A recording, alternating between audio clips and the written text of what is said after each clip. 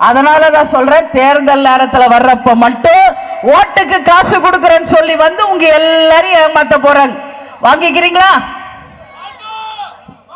ஓட்டுக்கு காசு கொடுத்தா வாங்கிட்டு அவங்களுக்கு ஓட்டு போட்டுறீங்களா?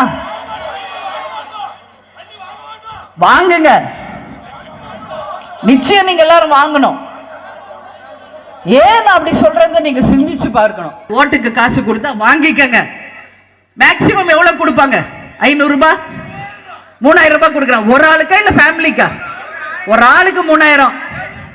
ஏடிஎம்கே, டிஎம்கே 2000. கரெக்டா அவங்க சொல்ற கணக்கு? தப்பா? கரெக்டா?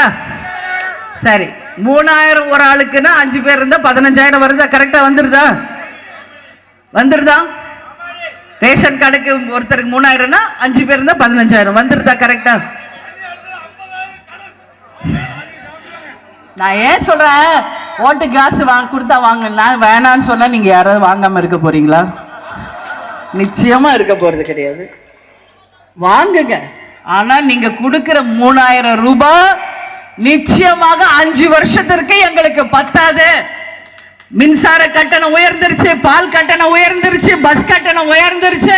இன்னைக்கு சாலை வசதிகள் இல்ல, படிச்ச எங்க பிள்ளைங்களுக்கு வேலை வாய்ப்பு இல்ல. குடி தண்ணீருக்கு நாங்க இவ்வளவு செலவு பண்றோம்.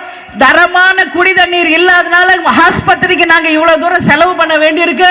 மேடு பள்ளத்துல டிரைவ் பண்றதுனால எங்களுடைய வெஹிக்கிள்ஸ் மெயின்டெனன்ஸ் இவ்வளவு ஆயிருக்கு அப்படின்னு நீங்க கணக்கு எடுத்தீங்கன்னா குறைஞ்சபட்சம் ஒவ்வொருத்தருக்கும் ஒரு 1 லட்சம் ரூபாயாவது அவங்க ஓட்டுக்கு காசு கொடுத்துட்டு உங்க வாக்குகளை வாங்கட்டும்.